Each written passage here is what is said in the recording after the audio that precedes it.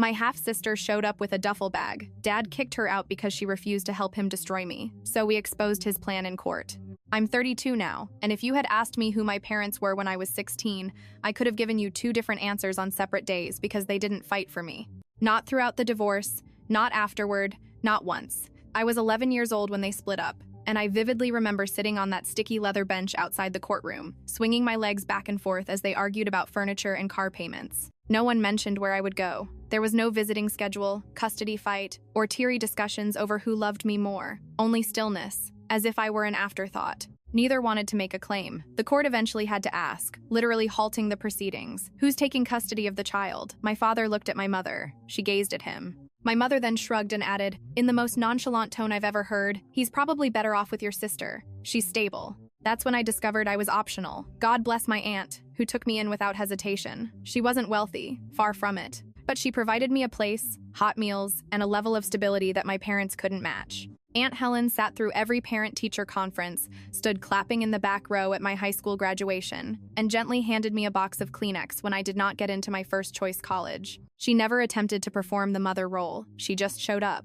And after a time, I stopped staring at the door, expecting that someone else would. I wish I could say that my parents simply faded away after that. However, drifting indicates a certain degree of suppleness. What happened was more of a blackout. There were no phone calls on birthdays, no cards at Christmas, no awkward check-ins or half-hearted apologies, nothing. Within 8 months, my father had relocated out of state, remarried a woman with 2 stepdaughters, and pretended to have been born into a ready-made family. My mother floated around. New boyfriends, new jobs, and new versions of herself, none of which lasted more than a year. Every now and then, she'd send me a friend request on a new social media account, usually accompanied with a comment on one of my images, such, "You look just like your uncle," as if it qualified as parenting. I learned not to expect them to care. That isn't bitterness talking. It's just mathematics. If someone is absent from your life for an extended period of time, you cease remembering them. You build your life around the gap. So that's what I did. I attended community college on a scholarship, worked 2 part-time jobs, and eventually enrolled in a decent institution. I majored in finance, interned at a small investment firm, and progressed from printing reports to making choices. It was not flashy, but it was mine. I built a living from the scraps they left behind. I didn't need them. But this is when things get crazy. A year ago, my grandfather, my father's father, died. We weren't close, but we remained in touch. He'd call me on my birthday and send stiff Hallmark cards with a $75 check concealed inside. We would occasionally meet for lunch. He was brusque, old-fashioned, and treated computer people as if they were a species, but he never forgot about me. I always assumed his money would go to my father, or perhaps to my uncle, who lived close and assisted him with errands. But when the lawyer called me in for the will reading, I learned something that knocked the wind out of me. He left everything to me, all of it. I had no idea the house, savings, and investment accounts existed, let alone the lake property in Michigan. After taxes, it came to slightly about $1.6 million. The will was unwavering. His lawyer made certain of it. There was no loophole, clause, or shared with the family requirement. Just my name, and I am the lone beneficiary. I sat there blinking at the papers, unsure how to respond. I was not used to being picked. I should have realized that type of money would not remain silent for long. The first call came from my father's new wife, Karen. We'd only communicated about 3 times in my life. Both occasions were excruciatingly awkward, with her acting as if I were some long-lost cousin she couldn't find. This time, however, her voice was syrupy sweet. "Noah, oh, honey, I just heard the news. Isn't this wonderful? Your grandfather has always had a deep affection for you." I recall halting for a beat. "Thanks. Yeah, it was unexpected. Well," she added with a giggle, "I'm sure you're already planning how to use that blessing to care for your family. Your father has been struggling since the layoffs, and the girls will both start college soon. You know how much that costs." I did not say anything. I simply gazed at the phone as if it had grown teeth. She persisted, unfazed. "Anyway, your father is too proud to ask, so I thought I would reach out. Even a tiny monthly stipend would be quite valuable to us. Perhaps $3,004. You may set it up with Zelle, whatever is easy." I believe I actually laughed. Not because it was humorous, but because it was unbelievable. I hadn't heard from my father in over 12 years. I didn't get any birthday texts, graduation cards, or even good luck when I moved towns, and now I was supposed to sponsor his household. "Sorry," I finally said. "I'm not comfortable with that." There was a pause. The lovely tone vanished as if it had been stripped off. "Noah, you have always been so selfish." That one irritated me a little, but I did not answer. "I've just ended the call." 4 days later, my father called himself. First time since I was 13. No greetings, just jumped right in. "So, what am I hearing about your inheritance?" I kept it short. Grandpa bequeathed it to me. All of it. Yeah. He exhaled. You understand that's not right. Maybe not, I replied, but it is legal. Do you believe this makes up for everything? Do you believe that money can overcome the fact that you abandoned your family? That one had me cold. I abandoned you. You cut us off. You never reached out. You never tried to be a part of my life following the divorce. I blinked, stunned. I was 11. He remained silent for a second. Then, as if he hadn't heard me, he kept going. And now you're sitting on a fortune as we sink. You could help, but you won't because you are vengeful. I hung up. It did not stop there. My mother found out 2 weeks later, most likely via a cousin she still chatted to. Her approach differed. She did not ask for money immediately. Instead, she began sending me guilt-ridden texts about how difficult her life had been. She posted screenshots of unpaid bills, photographs of her new husband looking depressed on the couch, and even a selfie of herself crying with the remark, "I just can't believe you don't care." I disregarded most of it until one evening, when she left a message that I will never forget. Her voice was shrill, accusing, and almost quivering with wrath. You think you're better than us now, huh? Sitting there with your large inheritance, criticizing everyone. I gave you life. I carried you for 8 months, and you can't even save a few money to support your mother. Perhaps I could have fought harder in court. Perhaps you wouldn't have come out so chilly. I replayed the message 3 times, not because I was unsure of my feelings. I understood exactly how I felt. I just wanted to imprint her words on my mind so I wouldn't forget them the next time I doubted myself. That's when the Facebook posts began. The Facebook posts started small. My mother shared a photo of me as a newborn in a small blue onesie, grasping her finger, with the remark, "No matter how old they get, they're still your baby." Some children simply forget where they came from. I realized it was about me. I was her only child, and I didn't bite. A few days later, she became more aggressive. A grainy photo of her and me during a zoo excursion, likely taken when I was approximately 8. Caption: I raised him alone for several years. I sacrificed everything. Some people forget everything you did for them the moment they make money. Just unfortunate that one gained traction. Relatives began commenting. Distant cousins, longtime family, friends, and folks I hadn't seen in 11 years. You were always such a terrific mother. He'll come around eventually. They all do. Kids nowadays understand gratitude. I watched things play out like a slow-motion car collision. My phone buzzed nonstop. People sent me friend requests, notes, and DMs, asking if I was the one who inherited all of that money. One woman, an old friend of my mother's that I hadn't seen since I was 9, sent me her Venmo account and said she was raising funds for a new automobile. No context, no shame. Then came my half-sisters. I had never met them. My father remarried when I was 11, and I was never invited to the wedding. I knew their names, Natalie and Emma, but they were only trivia facts that I kept hidden behind my childhood trauma and the taste of powdered school lunches. But now they wanted to form a bond. Natalie contacted me first. She was 20 and in her 3rd year of college. Her message was long and sweet, full of "Hey, big brother" energy. She said she'd always wanted to connect, but her father believed it was too complex. She stated how she and Emma were both struggling with tuition and how fortunate I had been to receive such a generous gift. She said, "Maybe this is the universe giving us a second chance to be a real family." I stared at that words for a moment. A real family. When have we ever been where I didn't answer right away? I was still processing things. But it didn't matter since Emma, the younger one, went right on Instagram. She shared a TikTok video of herself pretending to cry, with the caption, "When your rich brother won't help you with college, even though he just inherited $1.6 million. The caption, "But family's supposed to mean something, right?" went semi-viral. I noticed individuals tagging me by name. Strangers texted me, calling me selfish. Somebody told me I was letting inherited riches decay. One woman emailed me a picture of her student loan balance, saying, "At the very least, I would use it to help others." As if I owed the world for being picked by a man who recognized my worth when no one else did. At that time, I began uninstalling applications from my phone. However, it did not stop the real-world effects. Aunt Helen phoned me one evening. She was silent at first, with a tight voice. I recognized that voice. It was the one she used when she was attempting not to cry. "I received a letter today," she said. I sat up straighter. "From whom?" "Your father. He mailed it by certified mail. Said he intends to challenge the will." My stomach sank. "He cannot. It is legally solid." She exhaled. "I understand, but that does not imply he won't attempt. He stated that he is gathering evidence to establish your grandfather was not of sound mind when he made it. You manipulated him in his elderly age." I felt blood rush to my face. "What evidence? I only saw Grandpa twice a month. He made the decision himself. I'm aware of this, Noah. I do. However, your father is angry. And when individuals like him are enraged, they don't care about the facts. That's when the floor began to move beneath me, since it wasn't just awkward texts and little guilt trips. It was lawful. It was wartime.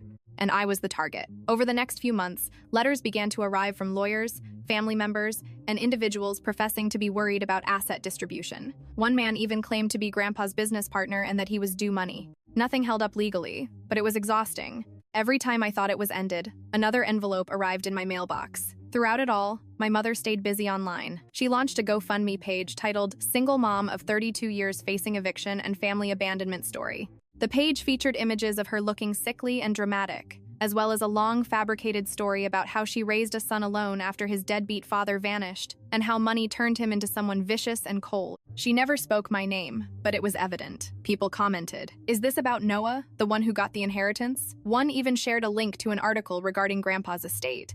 Then one day, I returned home to discover a man sitting on the steps of my apartment building. He was in his 60s, had a big build, wore a worn leather jacket, and held a clipboard. He looked up when he noticed me. "Noah Walker." I nodded slowly. "You have been served." He handed me a manila package before walking away. There was a lawsuit inside. My father was officially contesting the will, alleging undue influence and saying that I forced my grandfather into leaving me everything.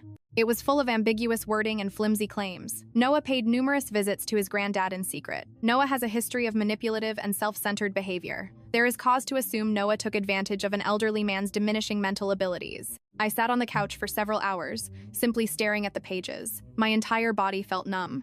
This wasn't just a money fight anymore. It was an attack on my character, a public legal attempt to portray me as a devious monster. I contacted Aunt Helen again that night. She was infuriated, said she'd help in any way she could. But I could tell she was terrified too. And just when I thought I'd seen the worst, something happened to turn everything upside down. One Saturday morning, I had a knock at the door. Not remarkable, except that it was 6:45 a.m. I hadn't ordered anything. When I opened it, I discovered Natalie standing there in person, a duffel bag draped over her shoulder and tears in her eyes. "Dad kicked me out," she explained. "He said that if I didn't assist him take you to court, I didn't deserve to live in his home." I blinked. "What?" "He discovered that when I messaged you, I asked for a relationship rather than money. He claimed I betrayed the family and now have nowhere else to go." I simply stared at her, shocked. I hadn't even replied to her original message. I wasn't sure how to approach this. I scarcely knew her. And now, here she was on my doorstep, a victim of the same man who was now attempting to destroy me at court. She must have noticed the hesitancy in my expression because she looked down and murmured, "I didn't think you'd let me in. I just didn't know where else to go." I opened the door. That night, while she slept on the couch, I sat by the window, attempting to disentangle things. My mother was playing the victim online, collecting sympathy dollars by the dozen. My father was bringing me to court, determined to rewrite history and seize what remained of my peace. And now his daughter, his other child, was sleeping on my couch because she dared to see me as a person rather than a bank account. That's when something inside me snapped, not in a loud, dramatic way, but rather in a subtle click, similar to the sound of a lock turning. It wasn't just a family conflict anymore. It was not about inheritance. It was not about fairness. It was all about control. About those who thought they could dismiss me, forget about me, and then come crawling back the moment I had something they desired. The hardest part was that they expected me to feel terrible for saying no. So, I was done feeling guilty. But before I took my next move, I needed to gather my own evidence. And once I did, I knew how I was going to fight back. When you think of rock bottom, you probably image something loud. A bang, a scream, a slamming door that echoes. But mine arrived silently, like the air gradually diminishing in a room until you realize you're suffocating and no one noticed. There wasn't one major thing that broke me. It was 100 small ones. For example, I began avoiding my mailbox because each time I opened it, there was a new envelope, legal filings, allegations, and even a threatening letter from someone pretending to be a family member warning me that karma always finds selfish people. Like the time I strolled into the grocery store and overheard two elderly women gossiping about me near the produce aisle. One of them claims he grabbed all the money and left his poor mother to suffer. Or when my mother accused me of stealing from my dying grandfather and refused to pay for her life-saving operation. The spoiler alert did not even exist. I was drowning in lies. Worse, no one appeared interested in the truth. Aunt Helen was my sole anchor. She volunteered to pay for a lawyer, even though I knew she couldn't afford one. I thanked her, hugged her, and told her I'd be fine. Then I returned home and looked at the ceiling until my eyes burned. The truth was that I wasn't fine. I was barely eating. I couldn't sleep without having dreams about my grandfather being disappointed in me, shaking his head in the recliner chair he used to slumber in. I stopped returning calls. I pulled away from my friends. Even Natalie, who was still crashing on my couch, began to notice. She tiptoed into the kitchen one evening as I sat in the dark eating cereal for dinner, like a ghost. "Noah," she spoke quietly, "you do not have to do this alone." I looked up. My spoon hung above the bowl. I wanted to believe her. I wanted to believe that someone, anyone, was on my side. But all I could think about was how everyone who had ever claimed to love me eventually viewed me as a commodity. "You're not them," she added quickly, as if she could hear my thoughts. "You're not like Dad. You don't know anything about him." For the first time in months, I allowed myself to cry. Not the peaceful, dignified kind, but the nasty sort that rips something loose inside you and leaves a crater. Natalie simply sat next to me and offered me a napkin. That was the turning point. Not vengeance, not legal strategy, not comeback, simply a cry. After months of being treated as a villain, I'm finally allowing myself to be human. After that night, I knew I had to climb out, not for them, not to prove anything, but because I couldn't keep living like I was 11 years old, waiting for people who didn't want me to suddenly want me. The first thing I did was contact a therapist. It felt strange at first to tell a stranger about my family's dysfunction, but the sessions eventually became lifelines. We discussed grief, abandonment, and how I had carried the burden of being unwanted for so long. It felt natural, as if I didn't deserve good things unless I was willing to bleed for them. She showed me how I kept attempting to earn love from people who treated it as a reward I had to beg for. "You don't have to set yourself on fire to keep other people warm," she once told me. That one stuck. The second thing I did was begin writing. Nothing fancy, just a journal I kept on my nightstand. Every night, I'd write down 2 things I was grateful for, no matter how small they were. Natalie washed the dishes today. I didn't receive another threatening letter. Sunset looked lovely through the blinds. It seemed silly at first, but after a while, I realized how much I'd been ignoring in the chaos. I also began working again. Not just going through the motions, actually working. I'm immersing myself in spreadsheets, forecasting models, and client presentations. It was something I could control, with rules, as opposed to the mess my family had left behind.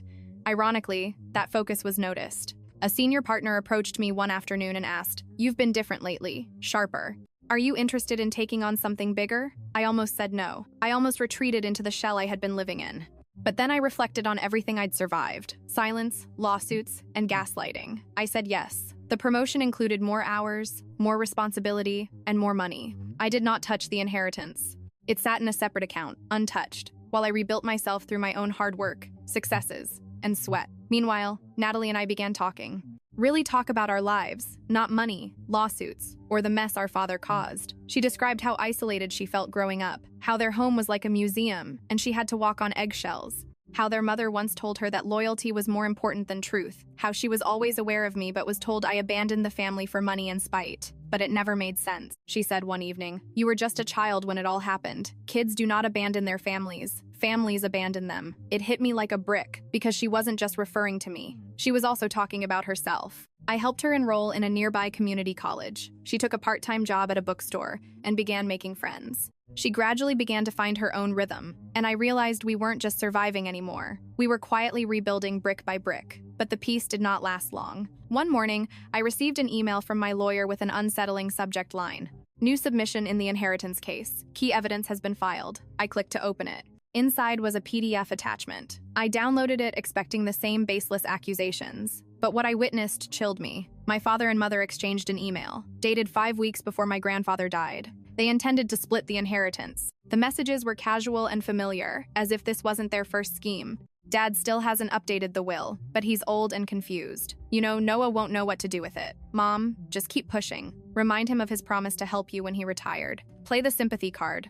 I'll talk with Helen. See if she can persuade him to include something for me too. Dad, once everything is settled, we'll split it. 55/45. I'm doing the majority of the heavy lifting here. Mom, 50/50. Do not be greedy." I felt sick, as if the room was tilting under me. They had never been close. We haven't spoken much since the divorce. However, when money was involved, old enemies appear to have become allies. Suddenly, everything made sense. Coordinated pressure, emotional manipulation, lies, and smear campaigns. This was not desperation. This was strategy. They expected Grandpa to succumb to guilt and finally cash in after years of neglect. But he did not. He chose me. And now they're punishing me for it. I forwarded the emails to my lawyer.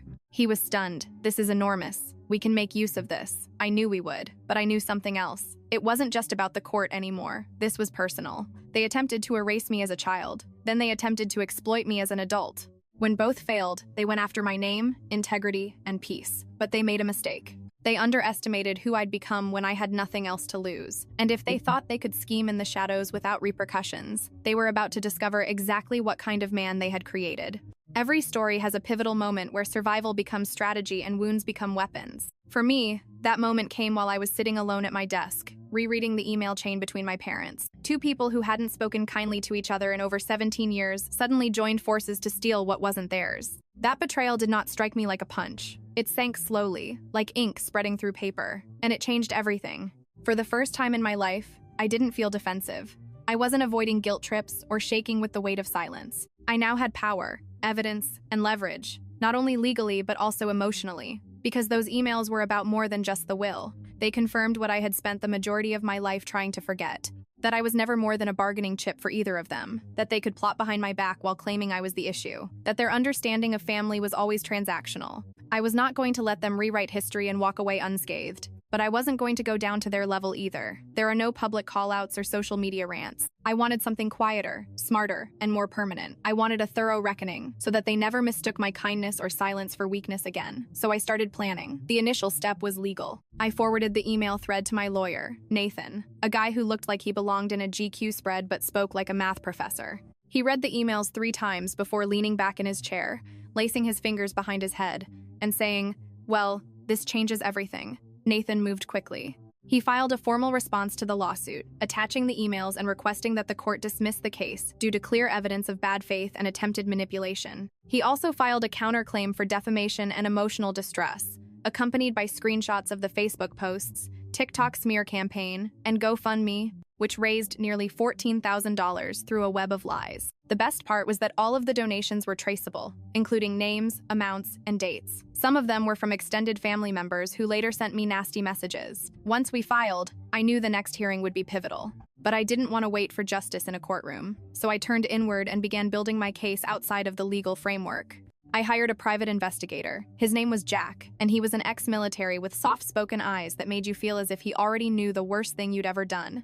I handed him a folder containing every known detail about my parents, including their addresses, known associates, business dealings, and most importantly, their financial records. I wanted to learn everything: who they owed money to, what assets they were hiding, and whether this lawsuit was truly about fairness or just plain desperation. Jack did not disappoint, right? Within 3 weeks, I had a dossier as thick as my old high school yearbook. My father had taken out 4 personal loans over the last 3 years, all of which were tied to a failing investment property in Arizona. 2 of the loans were co-signed by his wife, Karen, who, according to the investigator, quietly filed for divorce 4 months prior. Apparently, financial difficulties had strained their idyllic little family. My mother was worse. She was 6 months behind on her rent, had 4 credit cards and collections, and was attempting to launch an online spiritual coaching business with only 1 client. Her GoFundMe was not about survival, it was about lifestyle. She'd been blowing her donation money on spa treatments and designer handbags, hoping to rebrand herself as some sort of healing guru while telling the internet I was letting her starve. It was disgusting, but also beneficial. I organized everything into a timeline, every lie, scheme, and withdrawal. I didn't intend to use it all, not yet, but I wanted to be prepared. I wanted to know how far they were willing to fall before realizing I had stopped attempting to catch them. The following step was to involve the family, not my family, but theirs. Over time, I distanced myself from the majority of my extended family, not out of malice, but due to necessity.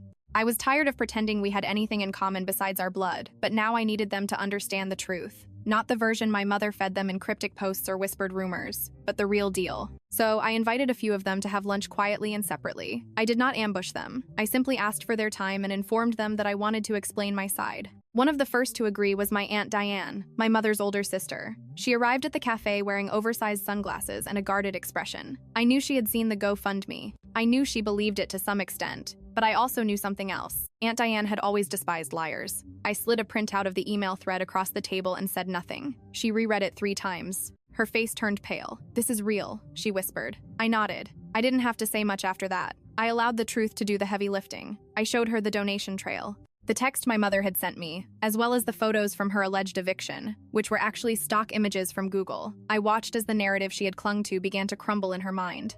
"You need to show people this," she said quietly. "They deserve to know." "I will," I promised her, but not yet. I also met with other people. My grandfather's neighbor, who has known me since I was a child. Lucas, my cousin, had once tried to mediate during the fallout. Even Uncle Richard, who called me money boy behind my back. I showed them the same truth one at a time, and one by one, they started to shift. Not everybody believed me right away. Some people suspected I was faking the emails. Some people still believed I should let it go for the sake of peace. But I did not argue. I simply let them choose their side in silence, because when the time came, I wanted to know who I was dealing with. In the meantime, I concentrated on my personal life. I moved out of my old apartment, which held all of my bad memories, and into a small townhouse with enough space for an office and a guest room, which Natalie quickly claimed. I upgraded my car, finally getting rid of the beat-up Honda I'd been driving since college, and I began saving money for something I never imagined I'd be able to afford. I was not reckless. The majority of the inheritance remained untouched, but for the first time, I allowed myself to live. I stopped shrinking so that others could be comfortable. I stopped apologizing for what I'd received. I gave up allowing guilt to consume my life. And in that space, something unexpected occurred. I began to forgive myself for surviving, for growing, for preferring peace to pain, and for refusing to return. But don't get me wrong, I had not forgotten. Forgiveness does not imply forgetting, and it certainly does not mean letting people off the hook. After 8 weeks from the date we filed the counterclaim, I began preparing the final piece of my plan.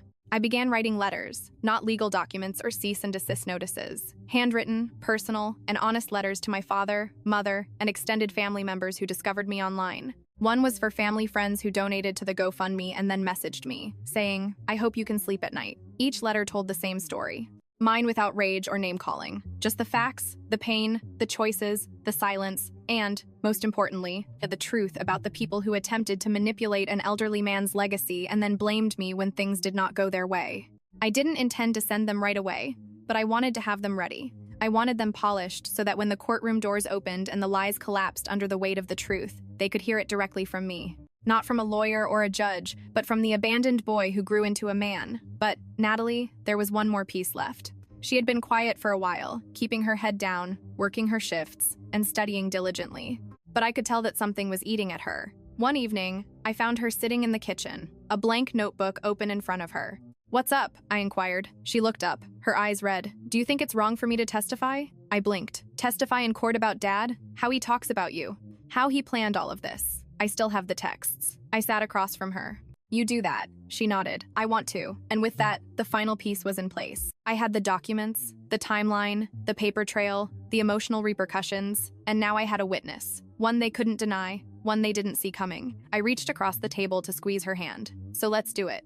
Because revenge isn't always loud. It can be built slowly, carefully, and with intention. Sometimes it comes in the form of clarity rather than anger, and when it does arrive, there is no need for it to make an announcement. It simply walks in, calm and unstoppable. And that moment was closer than they had ever imagined. It rained in the afternoon of the hearing. Not a storm, but a quiet, steady drizzle that makes the world appear softer than it is. I stood in front of the courthouse, my umbrella tucked under one arm, watching the gray sky soften the sharp edges of the buildings around me. Natalie stood beside me, holding a small leather bag. Inside it were our father's texts telling her, "Don't talk to Noah. He doesn't care about this family. He's just sitting on money that should have been ours." There were pages of them, cruel, calculated, and condemning. She appeared nervous, her knee bouncing slightly while we waited. "Are you still sure you want to do this?" I asked. She did not hesitate. "I've never been more certain of anything." We went through the double doors side by side. The courtroom smelled of old paper and wood polish. Rows of pew-like benches lined the back, already crowded with a few familiar faces. Aunt Helen sat quietly at the front, holding a folder in her lap.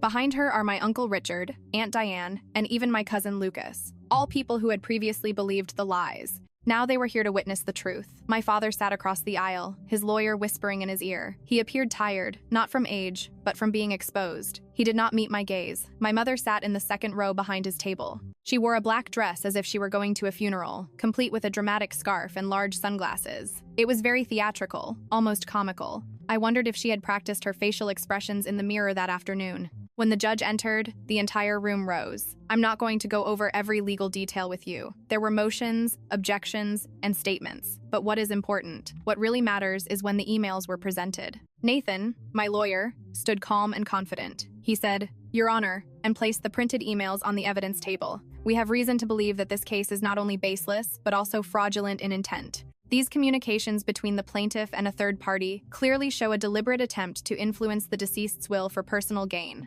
followed by a coordinated campaign to pressure my client after the fact." The judge raised an eyebrow and skimmed the pages. "Your father and mother?" he inquired, directing the question at me. I nodded. "They've been working together behind my back for several months." Nathan went on to say that they were not only working together, but also planning to split the inheritance, discredit my client, and manipulate extended family for financial support. "We've also submitted a supplemental exhibit an analysis of public fundraising linked to demonstrably false claims. This was the GoFundMe. The room became still. My mother shifted uncomfortably, the scarf suddenly resembling a noose. My father's legal pad. Then Natalie stood. "I would like to testify." The judge permitted it. She took the stand and spoke clearly and calmly. She told them about the pressure, the phone calls, and her frustration when she refused to lie. She read the text word by word.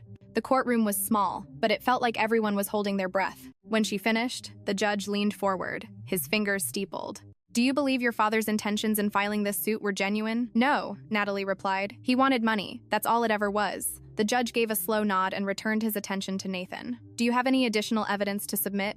Nathan smiled. "Just one final statement, Your Honor." He paused and cast a brief glance at me. "There are various types of family, Your Honor. Some of us were born into them. Some of us build them ourselves. My client was not advocated for as a child. He wasn't called. He was not cared for. And yet, the moment he acquired something valuable, he was bombarded with claims of love, obligation, and guilt. This is not just about money. It is about manipulation and the right to peace." The judge sat back and delivered the verdict in a quiet, measured voice. Case was dismissed with prejudice. He also stated that the court found strong evidence of attempted fraud and bad faith litigation, and encouraged my legal team to seek damages if the defendant chose to do so. The room shifted with whispered gasps and movement. My mother removed her sunglasses and looked at the judge as if he had spoken a different language. My father simply looked down, as if he knew deep down that this was the end.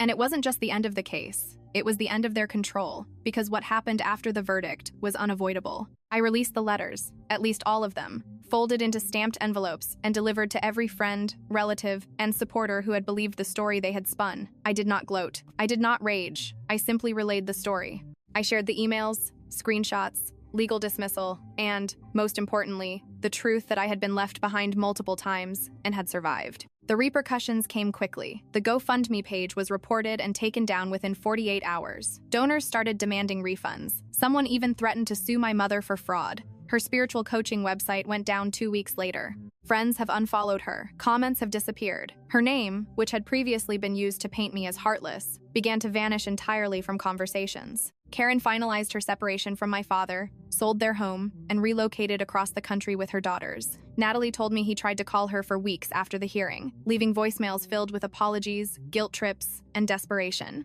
She never responded. He relocated out of state shortly after. He reportedly rents a room in someone's basement and works part-time for a landscaping company. And I lived. Not extravagantly, not to prove a point, but completely. Honestly, I paid off Aunt Helen's mortgage quietly. There was no fanfare or announcement, only a wire transfer and a note that read, "Thank you for fighting for me when no one else did." She cried when she called me, and I let her. For once, the tears were not due to pain. Natalie completed her program and landed a job in publishing. She moved into her own apartment last summer, but she still joins us for dinner every Saturday. She insists on bringing desserts, always too much, always enough to remind me that I'm not alone. And the inheritance is still there. The majority of it is untouched. I invested and donated, but it never defined me, because my grandfather did not leave me with enough money to fix the past. He left because he foresaw my future, because he believed in me when nobody else did, and I will not waste it. People still ask me if I regret not reconciling with my parents and if I ever feel bad about how things turned out. I don't, because peace isn't a pretense. It's not silence. It is not acceptable to allow someone to hurt you simply because they share your last name. Knowing the truth is the basis of peace. And mine is simple. They left me behind, and I moved forward. I used to be alone, but not anymore.